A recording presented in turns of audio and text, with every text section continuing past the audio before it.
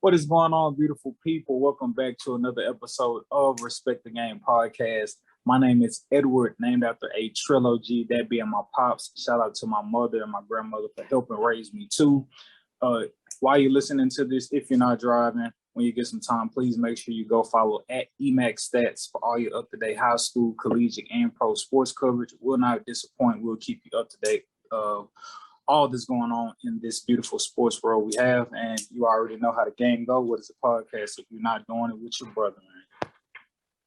Hey man, Sean Ward is charismatic, good excellence at his finest, aka Big Brother Iron Man, sir. You know, Instagram, Twitter, all of that, man. Let's go. Good afternoon, beautiful people. It is I, Sedacious Xavier Miles, and on behalf of me and my brothers, I want to say thank you so much for tuning in and listening. You can go follow me, Twitter, Instagram, Spotify, Sedacious Miles. I've updated everything, and now you can go follow me everywhere. Take it away, bro. Yeah, man. Obviously, we're not at full strength. Shout out to Black Peace. He ain't gonna be able to make the show today. Make sure you follow him at BLAQUE_PEACE. And make sure you also go check out his podcast, Talkin Smoke, on all your social media, all streaming platforms, and anywhere else you get your dope podcasts from. So make sure you show some love to our brother Black Peace. He'll be back with us next week. Yeah, man. The world has been, I wouldn't say the world has been in hysteria, but a large group of women have been in mass hysteria with the late news of Kevin Samuels passing. Some people didn't believe it. Some people felt like it was a hoax. I know for me, for a while, I probably thought that, well, I did think that somewhere Kevin Samuels was sitting in a corner in his man cave, just like looking at all the buffoonery being placed out there on social media about his death. But it is legit. Unfortunately, he did pass away. Maybe heart complications or whatever. I'm not sure if there's an actual autopsy report that's been published to say exactly what was the cause of his death. But he was hanging out with a woman, and I think it was maybe the next morning. There's a 911 call of a woman that he was hanging out with a previous night before, basically saying, "Hey, I'm here with Kevin Samuels. I need help, send an ambulance, so on and so forth."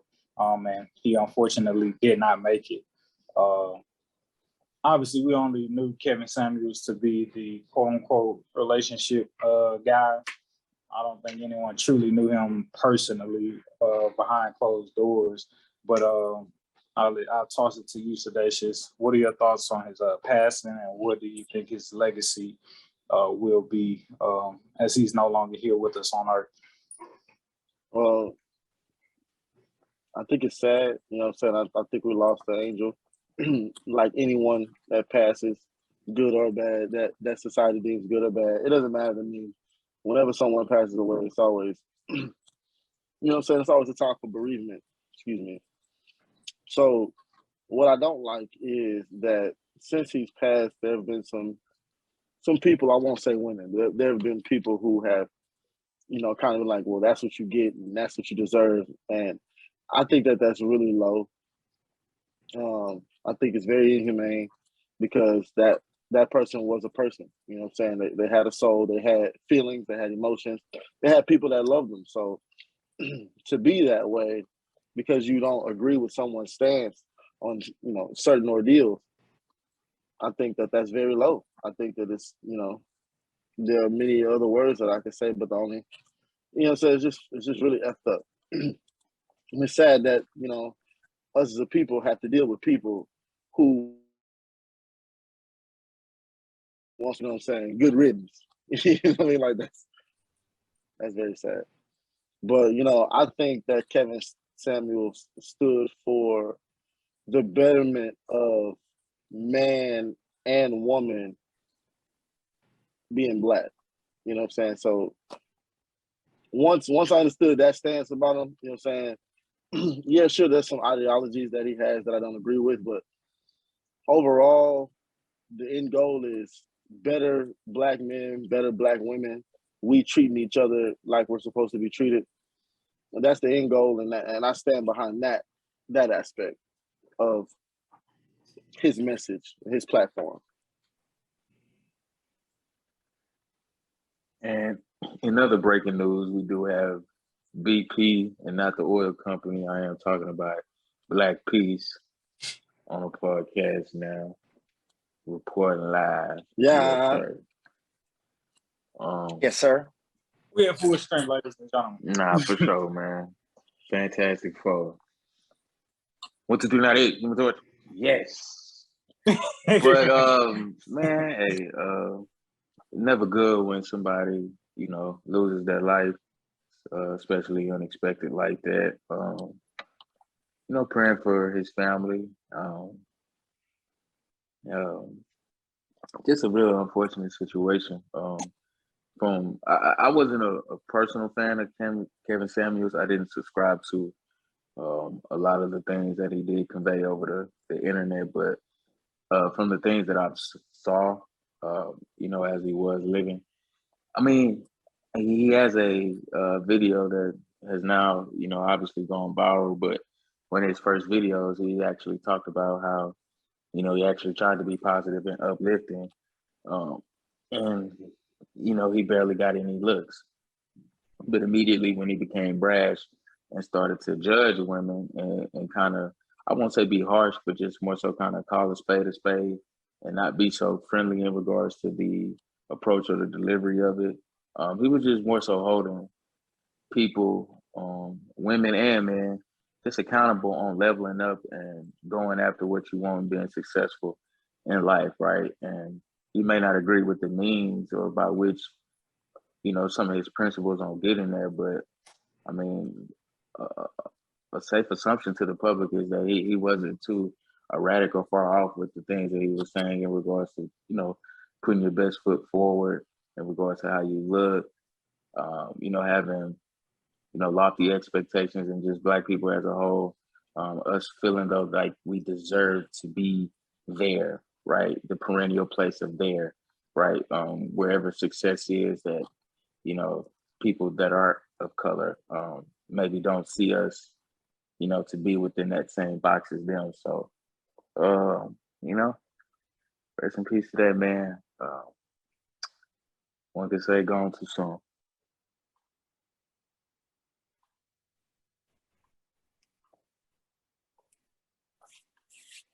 I agree wholeheartedly. You got anything to add, Black Peace?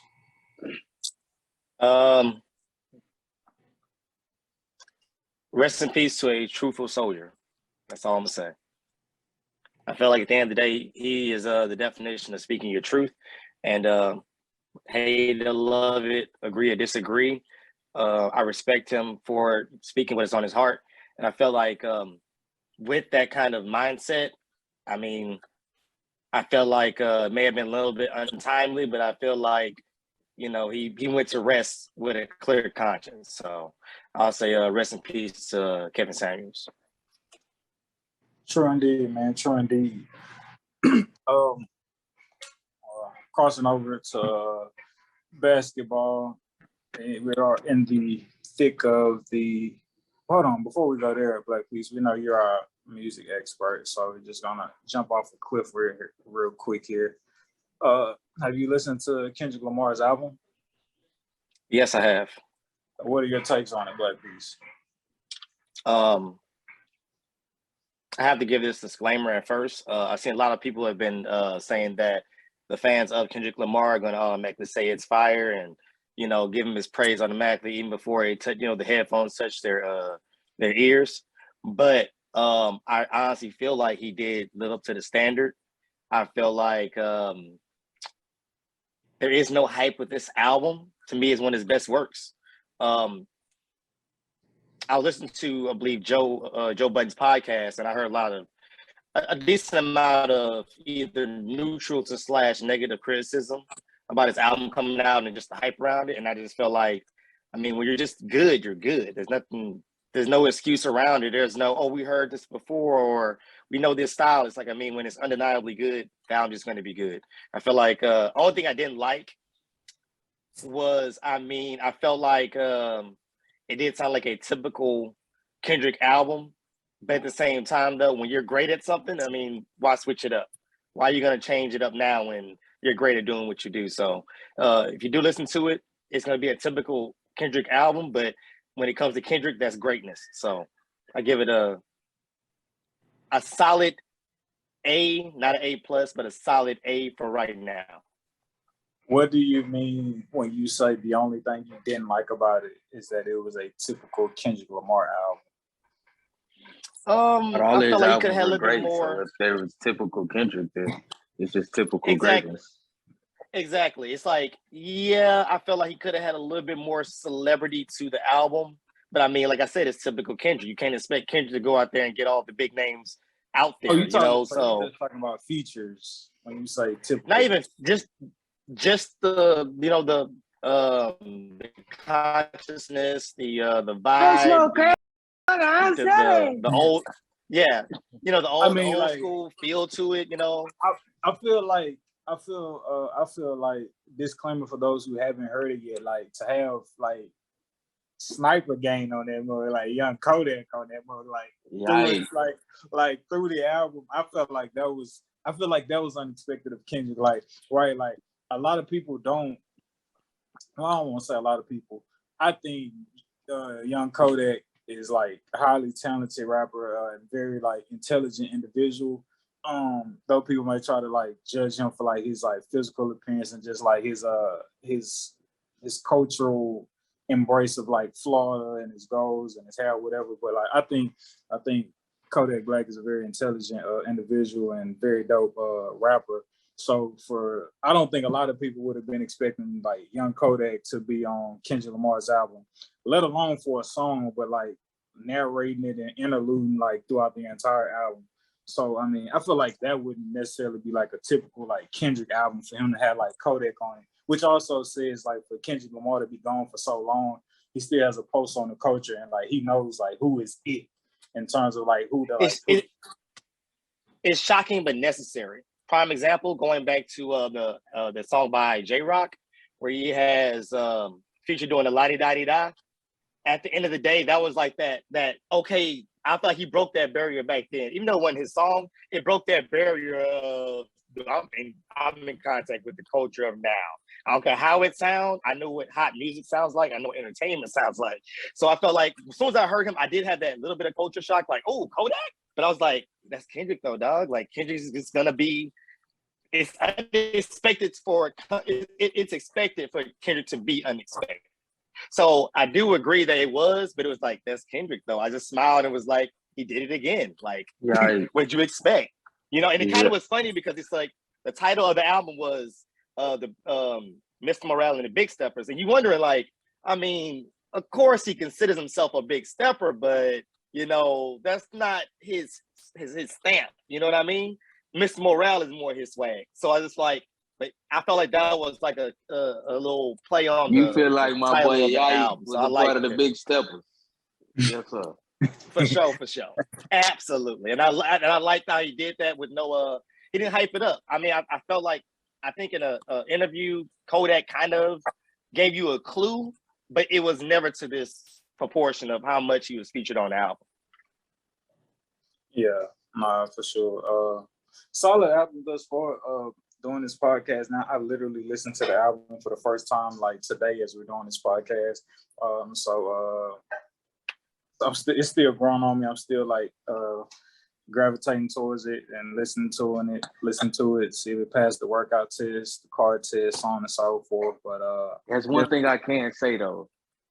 The more and more you go back and listen to a Kendrick body of work, you will become captivated as the days go on, and it will begin to grow on you like a virus or a disease or a plague. Oh boy, yes sir. That's dramatic, but I remember when Good Kid, Mad City came out, it literally, when I say people would religiously play that album over and over, I probably you will think about me.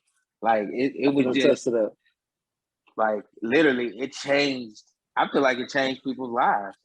It changed life as we know it. Good Kid, Mad City was one of those like defining cultural era albums that just kind of transcends time. And it was just like he made this huge explosion, pause on the scene. And it just was no looking back, right? It was like, yeah, he had DD, what is it? OD, overly dedicated, right? He had the Section 8 mixtape. Yeah, Section 80 up. Yeah, Section 8, and then he followed it up, like I said, with Good Kid, Mad City, and he's been off and running ever since.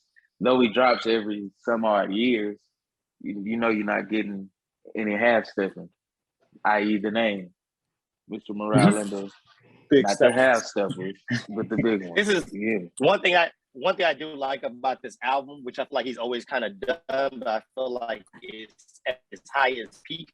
It's flexing influence of knowing his words carry power.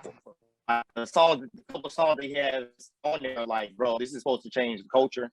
In the next couple of years, just like you just said, it changed the culture. Like, I feel like he knows his power. So he spoke on difficult situations like, homosexuality in the community and father issues in the community. And it was just like, bruh, like, I feel like now. Like, you already knew, and you already knew how far it can go with All Right and, all these other songs that are impactful in the culture. And it's just like, he knew, like, he's now flexing, like, I am that guy that can change the world. Just like how, Michael Jackson felt, Nipsey felt, Tupac felt. They start noticing, like, my words really carry value. Like, things actually change when I speak.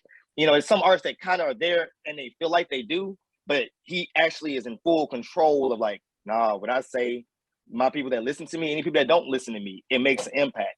It changed the culture of protesting. Mm-hmm. You know what I'm saying? So it's just like, dang, man, like, I feel like he's really intact and knowing, like, yep, I'm that guy. And I feel like some artists don't know, because I feel like they get caught up in their own persona of trying to be flashy and whatnot. And I feel like Kendrick sacrificed that. He said, you know what? I'm not going to be that flashy guy. I need to be who I am because I know it's going to influence the next person. I can't be that guy with the big gold chain, gold tee, the fly car. I got to be who I am because I know it's going to impact the future of the culture. So, not to cut you off, but I've always felt like Kendrick Lamar's music would make the gangsters, like the hard down thugs, want to do better. You know what I mean? Like, want to be able to find their inner nerd on some ish.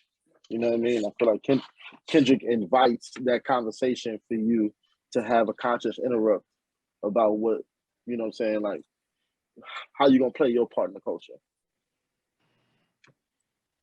Exactly. And just addressing, like, all those, he's addressing the issues that plague the culture for so long, to where it's like it was amazing to actually hear it. These are talk about a lot of conversations that a lot of people have, just brother to brother, or very close person, and he'd say, I'm gonna go out on a limb and I'm just gonna say what it is. And I mean, a lot of artists have been doing it already, but he just knows, like, yep, it has to come from me in order for it to really stick. You know what I'm saying? Sometimes it just happens that way. But to get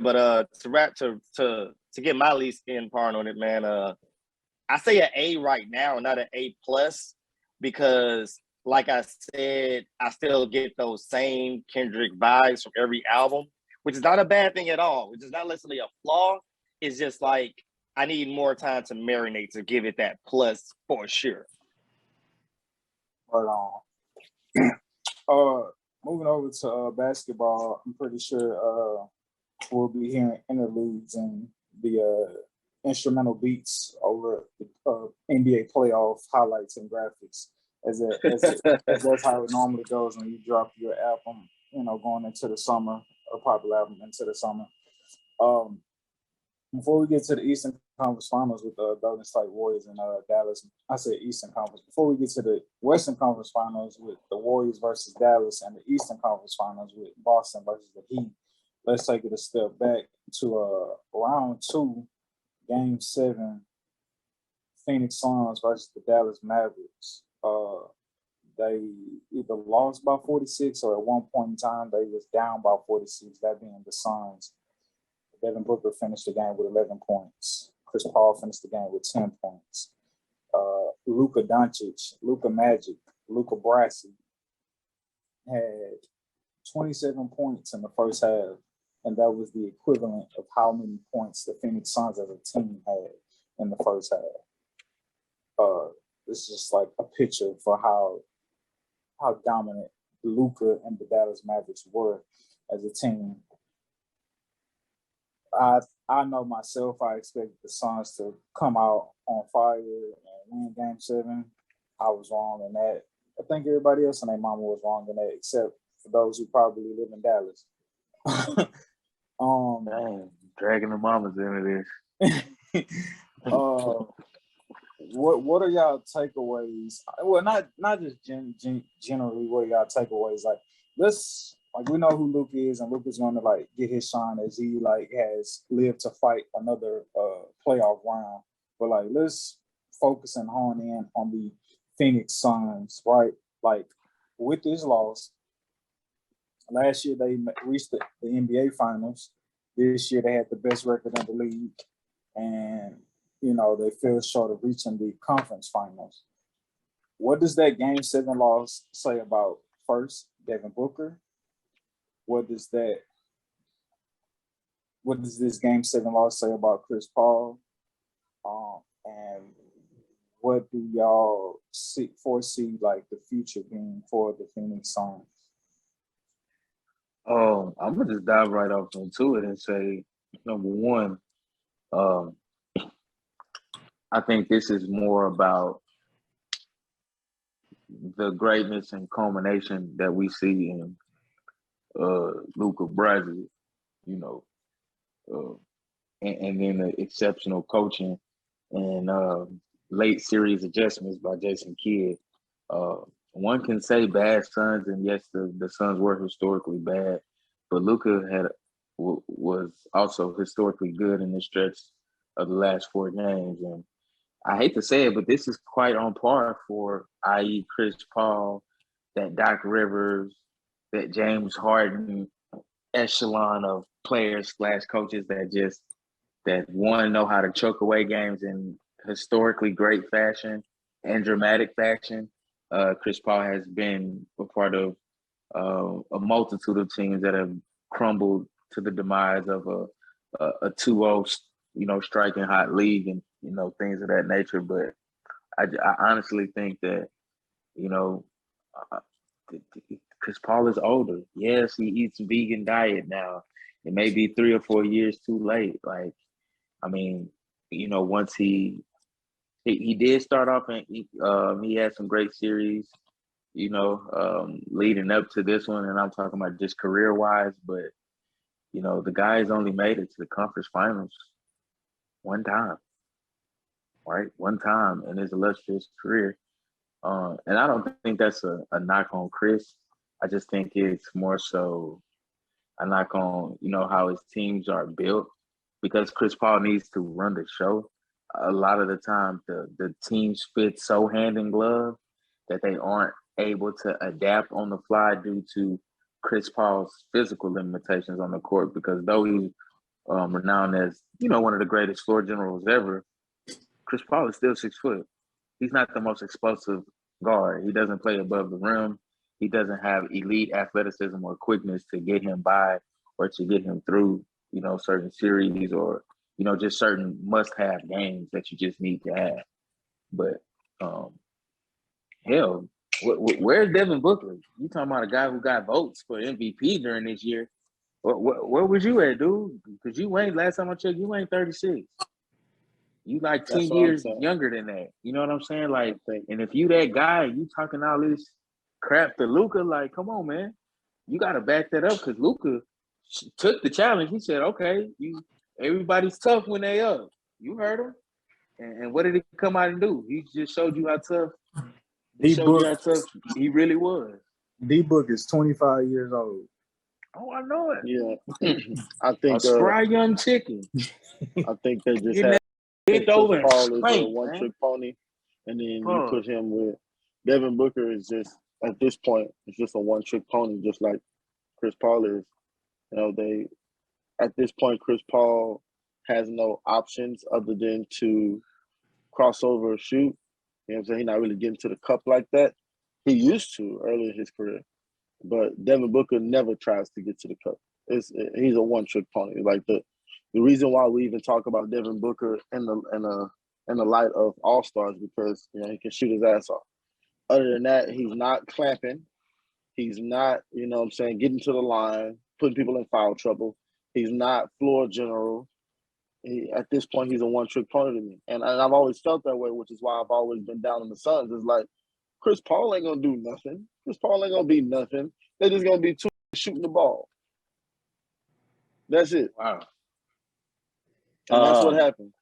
And when AD went down, they beat the Lakers. And when Jamal Murray went down, they beat the Nuggets. And when Kawhi went down, they beat the Clippers. And when it looked like Giannis was finna go down, I'm like, oh, here we go. But then Giannis came back and gave him that work because they was a real team. I feel like the Phoenix Suns is a team in terms of it. I said this earlier in the week, and Edward, I'm about to get to that quote. Devin Booker is a man that never killed anybody, only does attempts. Damn. Only does he never caught a body. Damn. That 70-point game, losing effort. I'm sorry, these are things that people forget. They like to praise him for it, but it's a losing effort. It's like the Celtics at the time said, y'all praising this guy for putting up 70 and losing effort. Kobe did He didn't have it no winning team, effort. man. I'm gonna come to D.Book defense on that one. Back then, he ain't had nobody. So did Kobe Bryant have a team?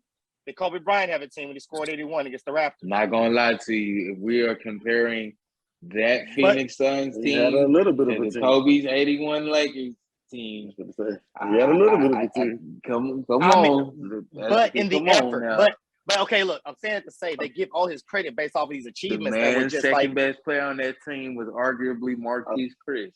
But no, look, I think that kind of makes the argument. You can't go at them. You can't go at them and then defend. I'm not. That's just the truth. Look, but no, the thing is, no. The thing is, he's always get that praise in situations. He's gotten praise, but he didn't always get that praise. He just started recently getting that praise when Chris Paul got there. You making my point. No. He's gotten praise beforehand, saying he's the future, saying he's going to be the next guy. People has looked at Devin Booker as a guy who has no help, and they have always, predominantly in the basketball world, people have always praised his talent as a basketball player and looked at him as a guy who needs help and a guy who needs help to get on that big stage in the playoffs. He didn't finally reach the playoffs until, i.e., Chris Paul got there. And so now what Devin Booker is being faced against for the first time in his career is that, like, 70 points and all your other accolades and all your other accolades in the regular season, like, that is very cute of you, Devin Booker. But now, once you start to like try to come into superstardom of like heavy criticism and finding a way to win a game in the playoffs, like, you're not that guy, pal. You're not that guy. Only attempts. Like now, that's where you really get judged at what you do in the playoffs, as they always here say. We go again. The regular season is where you get your name. The playoffs is where you earn your fame. And he's James Harden Max player right now. I'm not giving him I'm gonna do you like Pat Bear did on First Take. Shout out to Patrick Beverly. Okay, read you out some stats. Riddle me this: is it Max worthy? Riddle me this. Your starting point guard, mind you, he changed positions. A man who led the league in scoring, 3 scoring titles, has an assist title as well. I want to know how many players in NBA's history have done both. Probably a very short list. Riddle me these numbers. 22 and a half, 10 assists, 8 boards. All right, Max worthy? I'm just saying, if we don't put a name on those numbers, does that player deserve a max contract by NBA standards? Because that player is making a all NBA team. Agreed? That's fair to say with those numbers, right? Okay, so now once we put the face up out of the cutout photo, and then we put James Harden there, right? Like, so my thing with Patrick Beverly is like, I feel where he was coming from, the NBA, the brotherhood, like, yo, blood, sweat, and tears. We like play this game with our lives. We trying to take care of our families. We trying to ride off into the sunset. How dare any other player who knows what it's like and know the politics of this game to say another player shouldn't get paid? Like, that's bogus. I feel where Pat Beverly coming from from that standpoint. But as a fan, right, on the outside, as a fan, and I understand both the player side and then the business side as the owners and the management, like, it more so sound like Patrick Beverly wasn't saying give James Harden the max based off what he did this season. He was basically saying, let's give James Harden the max based off a lifetime achievement award. He did not say that. He actually That's not pointed what he to said. this He year's didn't say stats. that. He didn't say that. You're He correct. did. He didn't say that. That would have been horrible. But that's basically what he's getting off at. He not. He basically saying you have to go with a player's overall production, regular season, and playoffs because it takes the regular season to even get you there. And all I'm thinking is what he's saying is if anyone else in the league, let's just say, for instance, right, let's say Zach LaVine has a breakout year and he averages 23, 10, and 8. Are people jumping up off their couch and saying, oh, Zach LaVine is, probably so, right? Zach LaVine averaged almost, because we snuff at 23, 10, and 8 like it ain't no more. That's a 23-point triple-double almost. And we just, oh, well, you know. But I get it. From the confines of team building, do you give him the supermax? No. I don't think you give him 230 plus or anything like that. Or with his already last year, his contract kicking in, it would kick it to 260 plus. But does he deserve 180? Absolutely, man. You giving Tobias Harris 180 already? Tobias so Harris we going come me? on, man. Come Tobias on. Harris over me? Come on. And that's all I'm saying, because you want to talk about overpaying people. Let's talk about the fact that you overpaid Tobias Harris. And let's take it a step further. Jimmy Butler, you gonna choose him over? Come on, man. And I'll tell you why they did that. They're looking. I think the thing is they're looking at it from a certain perspective of in the regular season, certain teams have a certain strategy of like, you know what, that player can go off in the regular season. James Harden, you can go off in the regular season. Tobias, you can go off in the regular season. Certain players go off. Get your credit up. Get your stats up. I think you're going against your point. I think you fight against it extremely hard. What you mean? What you mean? Because Jimmy Butler does the exact opposite. You know how he averages. And that's the thing. Total. He knows. He averages 7 points more in the playoffs, which is significantly higher. Exactly. He knows. Which is why they should have kept Jimmy Butler. And he knows that. That's why he flexes it. He's a smart. That's why he did it the way he's like. Why y'all stupid? This is common sense. I'm not going to overexert myself and just go so hard in the regular season on a great team when I can pull out all the stops in the postseason. When they're, you know what I mean? That doesn't make any sense. Some players are smarter like that. Kobe was smart like that. LeBron was smart like that. There's plenty of players that have that in their head, but some players like James Harden they think, oh well, I'm great this year and I'm just gonna work in the regular season. No, some players and some coaches are like, get your shine on, bro. You know what? Tear him up. Put 60, I think 70. it's a fine line, though. I think it's a fine line, though, because I don't want to get to the point to where, because that has been an extreme problem the last 3 to 4 years in the NBA as well. Players saving themselves and putting themselves on load management, i.e. Kawhi Leonard and other players, and you're not as focused and dialed in as you should be because, yes, the regular season isn't the playoffs, but, bro, those are live games, and those count towards your legacy, your career, and how much you get paid. So one would think, though they're not playoff games, they are games and should be taken very seriously. You know what I'm saying? Because that's your name at the end of the day, and you a man. Like, don't you want to be known as, you know what I'm saying? So it's like, I don't get that whole without the regular season, like you don't without high caliber play in the regular season and leading your team, you don't get the chance to compete in the playoffs. And you don't even build good habits enough to compete at a high level within the playoffs. But, you know. Right. And so so we watched James Harden play in these playoffs. Patrick Beverly points, this guy left from being a guy to joining the Brooklyn Nets. He got KD, he got Kyrie. Why does Harden need to average, put up the numbers he was putting up in Houston when he has Kevin Durant and Kyrie alongside him? Cool, fine. Kyrie wasn't there. James Harden felt some type of way. He wanted to leave. Excuse me.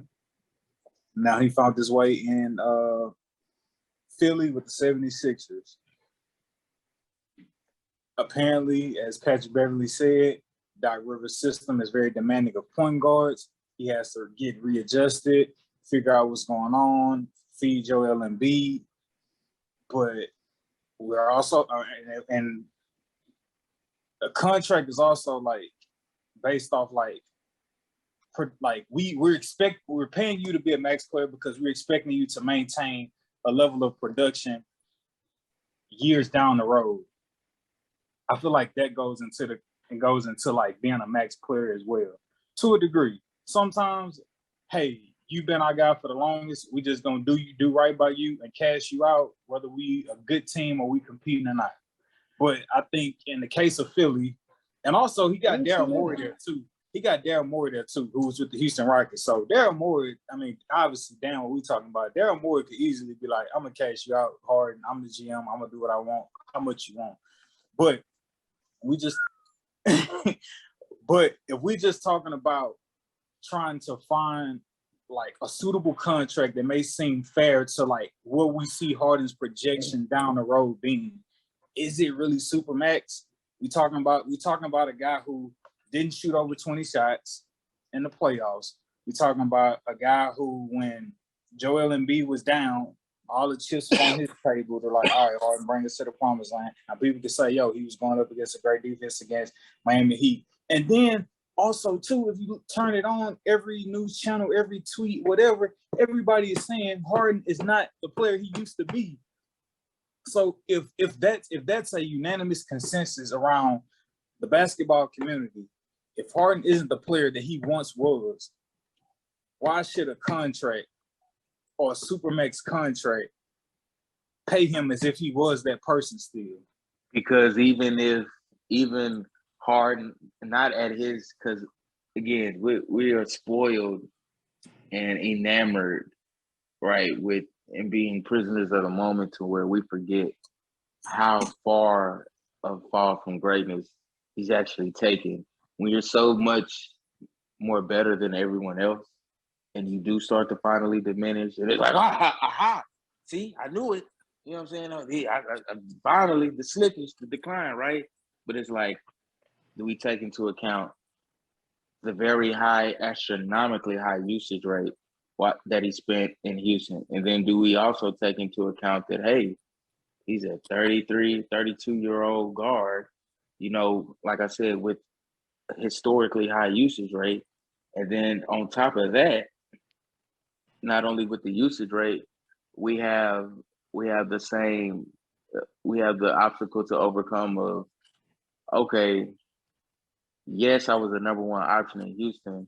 Yes, as I come to Brooklyn, I am highly touted as the most potent and most lethal third option in the league. How do I still balance that and give the team what they need? Because that team did not have a true point guard. And it's like, yeah, though he's lost a step, he's transformed his game enough to where even though he isn't putting up those godly numbers anymore, damn, 22, 10, and 8 ain't. It's like that would be good for anybody else. I feel like, I'm not saying you're getting a LeBron treatment, but damn, it's like, is that still not good enough? I understand I used to give you 30, 8, Nah, bro, I agree. I just ain't that no more. 22, 10, and 8, I think that's highly respectable, and like you should be like maxed out for that and as a point guard, because like it's a point guard dominant league. That you are worthy of that 22, 10, and 8, right? And though it may not be fair, and I know people may have their arguments like against this, like playoff party. Right. No, you're not. It's a thing. You're not worth the money if you can't come in for me in the playoffs. Like, and am your I supposed track to record shows like you can't am I come supposed through. to cash you out? Let me say this real quick. Am I supposed to cash you out for your 22, 10, and 8 just for you to make me a 3 seed? And then you good, and like there's no more of you left to give once the playoffs start. That's a bad business I ain't gonna decision. lie. I feel like I'm getting no ROI on my investment, no return on the investment, because I don't need a who think just because, okay, you got me there and we seeded pretty high, that's where the game ends. Because he's notorious for, he has a game that doesn't evolve or elevate in the playoffs. Because of his style of play, you would think him being a bigger guard and him being, physical, that would actually kind of play into, okay, well, hey, I don't really need the calls because I am, for the most part, stronger or more physically imposing than a lot of people that aren't guarding me. But it's like, it just ain't the case, man. Some people got it and some people don't. Like I said, Jimmy Butler, he averages 7 points more in the playoffs notoriously over a career than he does within the regular season. That's called turning it up a notch. We all know about playoff LeBron James. That speaks for itself. You just got certain people who are like that and certain people that just ain't, man. And he may not be the guy who we want him to be in the playoffs, which I know. But I'm saying, from a technicality standpoint, does 22-10-8 not get my boy another bag to at least throw a fourth of it to some deserving women in the Philadelphia, Houston, Atlanta area in your local nightclubs? Because he will definitely do that. He will keep that stripper population afloat and healthy and happy. Man. But to circle back, man, that's kind of how I feel. The thing about it is, I feel like with James Harden's game, it's kind of intentional. Like, he's not doing things to get better in the postseason. I will give that somewhat a little bit to Devin Booker. He actually does seem like he's trying to step it up. He just ain't got it. So it's a difference. You know what I'm saying? Like, I wouldn't disrespect D.Book and say he don't have it. What I will say is, I think that Phoenix Suns team has hit their wall of potential. I think they maximized and got out every ounce that they could out of that team. And that's not a bad thing, but I think that team has peaked. And I think as a GM going into this summer, and they said it, Brian Windhorst reported with ESPN that they will be aggressively attacking and looking to add a third star to that mix, which means they don't either view Chris Paul or Aiden as a superstar. And I'm going to go out on a limb and say they don't view Aiden as a superstar, but with the outpouring of, or the lack of outpouring of production that you got from Chris Paul the last 4 games of that series, you can argue, is the age finally catching up? Is it the hamstring? Is it just a combination of everything? But hey, hypothetically speaking, if we take away, if we get rid of, maybe, Jay Crowder or Cam Johnson and Cameron Payne and a pick or two, and we get, or they get rather, Bradley Beal, does that make them more of a, a competitive team? Does it, you know what I mean? Like, you put, and withstanding, you can keep still Chris Paul, and in a perfect world, you can still keep DeAndre Ayton. Or if they're at a, stand still with Ayton's contract, do you decide to maybe bring back Chris on a smaller deal, max out Bradley, give him the most, and then, kind of fill in the team with 3-and-D role players from there. You know what I mean? So it's, they have a lot of different directions they can take it, but I think it's just more a testament to that team. Monty Williams got all he can get, out of them. I think that team is just peaked, man. They capped out at their potential. This is also something, too, that people don't talk about, right? You think about, like, those LeBron James led teams, like with the Cavs and the Heat, and you think about the Warriors, like these guys, right? For so long, especially Devin Booker, for so long, like you've been like in Cancun, like by May. You know what I'm saying? Like you're accustomed to being in Cancun by May, all of them, wow. Coaching staff and everybody. And then you follow up your first year, or you got the NBA bubble, right? So like that kind of put a little wear and tear on your body. And then like as soon as that was over with, you had to hurry up and start back by Christmas.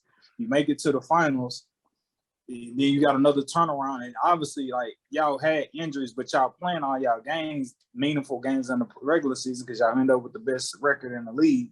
And then like you got like those miles start to add up. So like you say, I mean, just adding more to like they probably kind of just hit that wall and like maxed out on like their actual peak.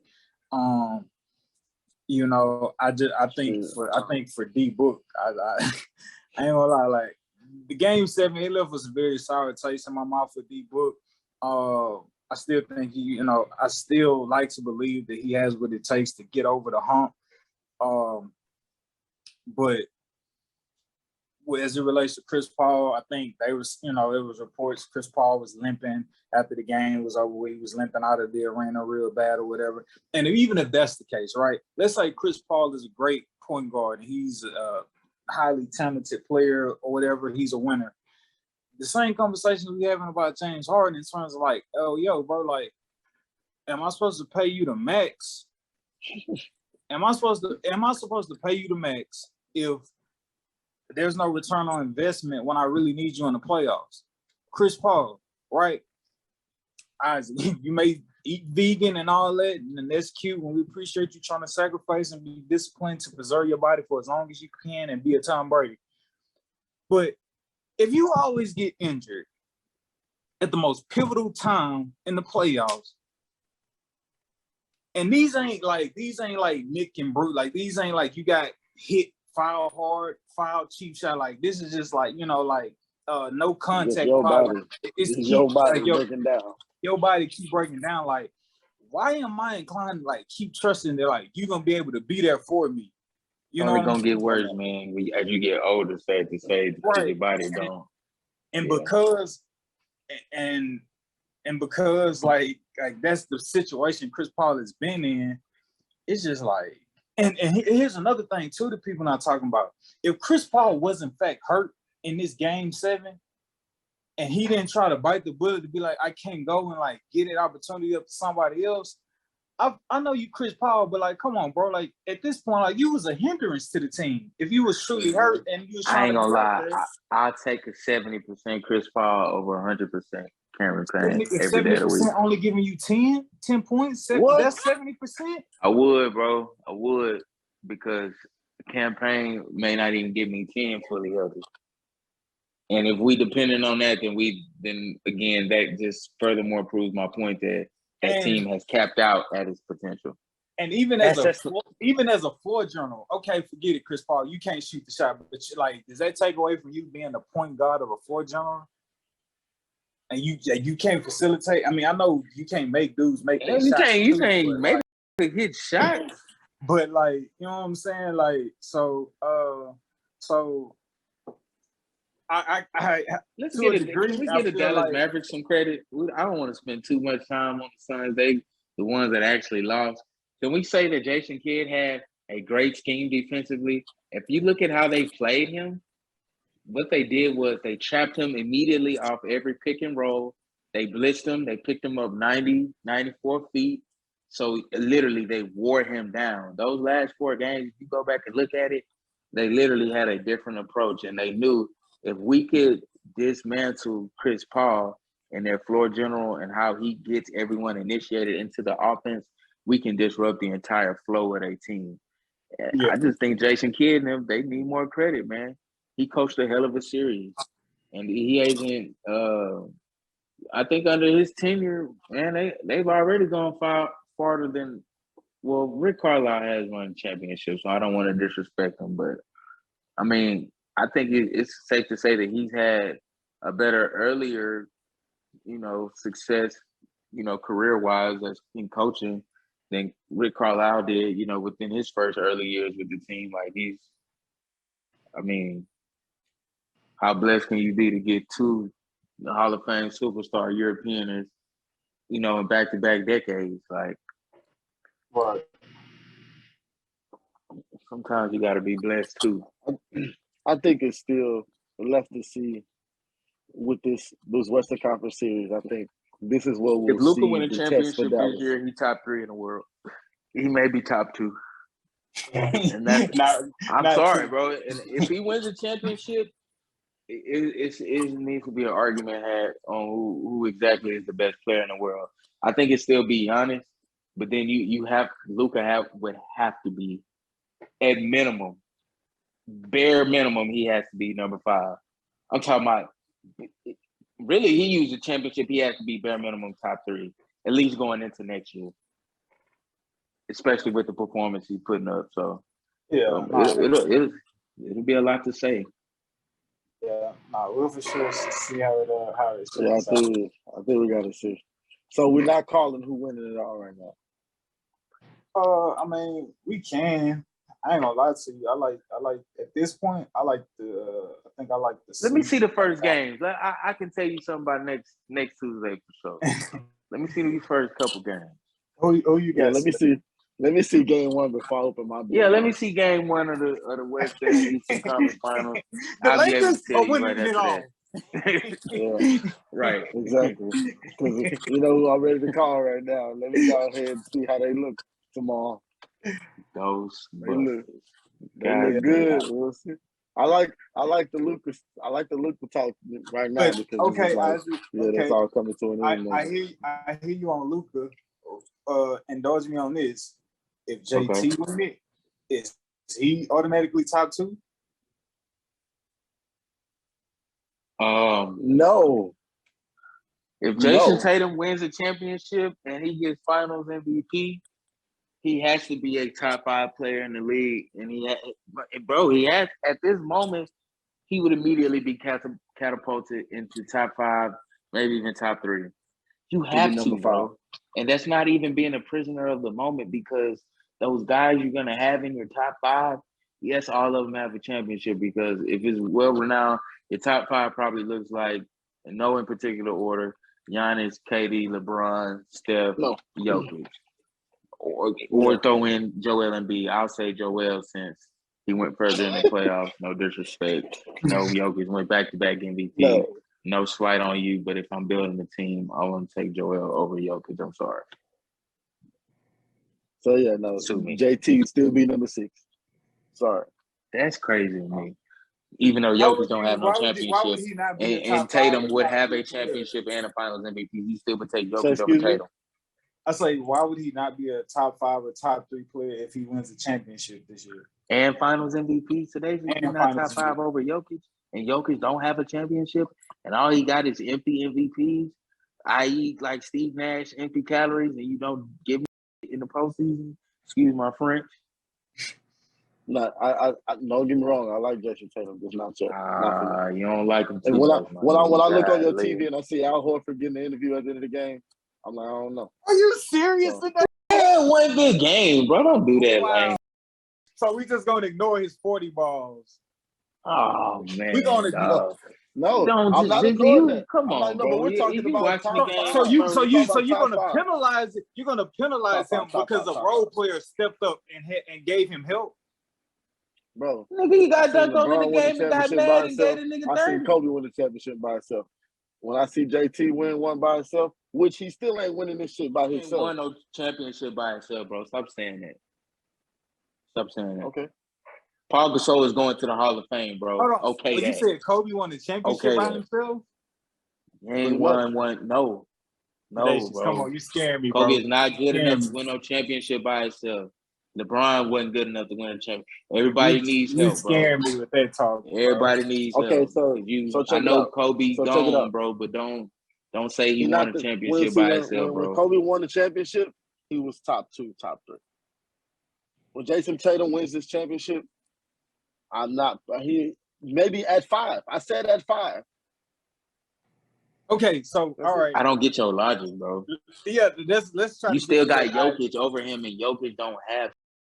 He's not a winner. Who do you have? Who do you have ahead of Jayson Tatum right now today? So 4 people. So for me, it would still be LeBron. Okay. Second would be Giannis. Third would be Luka. Fourth would be. It's a tie for me between Steph and Joel. How is Luka in there? Top 3. How is Luka in there? Yes. It's Luka first year getting out the first round. You killing me, bro. So what are we talking about here? So Jayson Tatum is a better basketball player than Luka Doncic? Yes, because he can defend. Yes, I'm gonna say yes. All right, He's a I'm better going. all-around player. Okay. Okay, Hey, so all right, Is he Dave, not? Lucas all right, really. ooh, even better, Isaac, right? So you just said Braun. I want to say you said KD. I don't even think you said Giannis. Did you say Giannis? No, I said Giannis. I said Bron, Giannis, He didn't even say Luka. KD. Luca or Clay or not Steph or Joel for number 4. Fine, he didn't even say KD. All right, so look, that's neither here nor there. Let's stay on topic, guys. Right. So, Bro, KD is not the top 5. The top 5. So Luka is better than KD. Bro, right now, I'm done. Luca's still in the Don't say it. playoffs. All right. We done, bro. We done. I'm done for the night. I'm done. I'm done. Because niggas get to be prisoners of the moment, bro. All right. I just want to ask this So question. what conversation do y'all want to have? Y'all want to have the conversation about Jayson Tatum? This is all I want to ask, and we can because I feel like we're getting away from the Jayson Tatum. No, I'm coming back to Tatum number 5. This is what I want to ask. So you got, and I asked you, nigga, over Luka, and you said yes. You got LeBron, and I said I didn't talk no more. LeBron, I heard what I need to hear. Luka, and you said it's a toss-up between Joel and Steph, right? Mm-hmm. So what happens if 2 of those guys and Luka and or Steph, they're going to reach the finals, and they meet Jayson Tatum, and Jayson Tatum takes one of those guys out? You still not going to put Jayson Tatum above them? No, I'm not. I'm not gonna do it, bro. Okay, nothing, man. Bro. The Boston Celtics win the championship over the Warriors or the Dallas Mavericks. I still won't say Jayson Tatum is a better producer than Steph Curry or Luka Doncic. Luka, bro. I won't say it. Even if he wins the championship, even the Boston Celtics pull it out. No. Why don't? Because the Boston just eliminated Giannis. Am I gonna put Jayson Tatum over Giannis because he eliminated Giannis? That's asinine. Giannis, boy. All right, so just give me your synopsis, right? I'm just trying to go inside your mind and see how your eye of basketball is as it relates to your compare and contrast of Luka versus Jayson Tatum, or Steph versus Jayson Tatum, or Joel versus Jayson Tatum. Like, why is Jayson Tatum just doesn't do it for you, so to speak, as a top 5? I feel like I haven't seen Jayson Tatum, not recently. Recently, he's kind of been showing me little signs of it, but I feel like when all the times he's been eliminated or not made it to the playoffs, he's not been able to consistently become that killer to will his team to a victory, right? To where he won't just take over the shit and can't nobody do nothing with him at all. Lately he's been looking like that guy, like his trajectory has been going there. But I can't just, because right now at the end of this season, this shit has to continue on to next season. He has to win a championship. He's been to more conference finals than Luka. Is that fair to say? He's been further in the playoffs. Not even fair. That's factual. That's literally facts. Like, so he has more playoff experience. He's gone further more times than Luka has. I mean, their numbers are comparable regular season, and then all right. So the fact that JT only 23 playoff games, JT only he's 23. played over 60 playoff games already. He's already over 60. So Jayson Tatum is better than Luka Doncic. Yes. Okay. Exactly what I'm telling you. Okay. JT averaging 26.9, 27, 8, and 4. In the playoffs. Y'all coming with the stats on me, huh? And in the playoffs, he averaging thus far in the playoffs. Wow, this is crazy even looking at it, right? And I know you don't consider him to be like that killer, right? So we're gonna go. He's made the playoffs every year since he's been in the league. Wow, that's number one. His first year, averaged 18 points. Second year, I know one of the 2 of those years, Kyrie was on the squad, but I know they got hurt or whatever. But first year, 18. Second year, 15. Third year, he jumps to probably being the guy after Kyrie leaves, and he's averaging 25. Then NBA bubble year, he averaged 30. And thus far, he's averaging 28. All in the playoffs. Looks like playoffs. somebody who's on their way up. And he's made it every single year he's been in the league. Already logged over 60 playoff games. Already headed to be one of the, you don't like to say it, but he headed already. Because I'm going to say this, and I don't think this is hyperbole. If he win a championship, if they win a championship this year, you mark my words, you shut up and hear me. If they win a championship this year, he's going to be one of the best Celtics to ever do it. Oh, I okay. mean that. I will walk your black John Hine toilets, and then you will run a mile. I don't know, man. Hey, man, I'm just telling you the facts, baby. That's a poll we're gonna have to take. Hey, Hey, you man, listening? I'm down for an Instagram poll. Get in the comments. We can make an Instagram poll and post it on somebody's story, on all our stories for 24 hours, and we can get all the polls, and we can add up the numbers, and we can tell what the people say. Because I guarantee you they won't be voting for Luka Brasi. They won't, man. JT that guy, man. True indeed, man. But that's the beauty in this podcast. Yeah, man. We all have our own individual takes that always go against the grain, man. So that's what you can count on. Thank you, beautiful people, for tuning in to another great episode of Respect the Game podcast. We will see you, beautiful people, next week.